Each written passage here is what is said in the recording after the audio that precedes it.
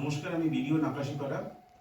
আমাদের পঞ্চায়েত ও গ্রাম উন্নয়ন দপ্তরের উদ্যোগে আমাদের রাজ্য সরকারের নির্দেশে পথশ্রী রাস্তাশ্রী 4 এই প্রকল্পে 63টা রাস্তার কাজ ব্লক জুড়ে রূপায়ণ করা হচ্ছে। সেই বিষয়ে আমরা আজকে একটি প্রেস কনফারেন্স করছি পঞ্চায়েত ও গ্রাম উন্নয়ন দপ্তরের নির্দেশ অনুযায়ী।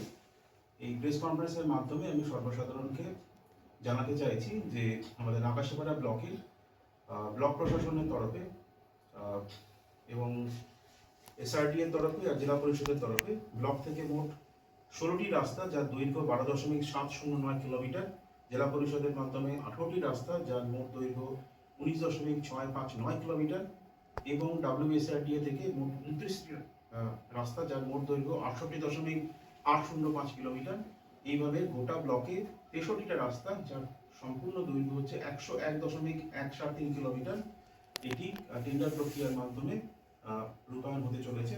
আমরা ব্লক স্তরের একটি বড় সভা করেছিলাম এবং প্রত্যেকটা গ্রাম পঞ্চায়েত স্তরে নাকাশিপাড়া ব্লকের 15টা গ্রাম পঞ্চায়েতে প্রত্যেকটা গ্রাম পঞ্চায়েতে আমরা এলাকার সমস্ত মানুষজনকে নিয়ে জনপ্রতিনিধিদের নিয়ে আমরা এই বিষয়ে সভা করেছি।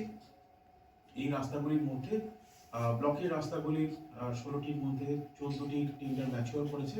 আমরা ওয়ার্ক অর্ডার দিয়েছি, সামনের সপ্তাহ থেকে আমরা কাজ শুরু করব। আর জেলা পরিষদ ও WSRD এর রাস্তাগুলি বেশিরভাগই ম্যাচিওর করে গেছে, তাদেরও কাজ সামনের সপ্তাহ থেকে শুরু হবে। আমরা এটার জন্য প্রত্যেকটা গ্রাম সংসদ এলাকায় প্রচার অভিযান করছি। তার মাধ্যমে মাইকিং করা হচ্ছে, পোস্টার করা হচ্ছে, লিফলেট ডিস্ট্রিবিউশন করা হচ্ছে বাড়ি বাড়ি। ব্লক থেকে সুসজ্জিত ট্যাবলো ঘুরছে সব জায়গায়, যেখানে এই প্রকল্প সম্বন্ধে মানুষকে আমরা সচেতন করছি। নাকাশিপাড়া ব্লকের প্রচুর অনেক দিনের এটা দাবি ছিল বিভিন্ন এলাকার মানুষের, যারা সরাসরি মুখ্যমন্ত্রীকে ফোন করে বিভিন্ন রাস্তার সমস্যার কথা জানিয়েছিলেন।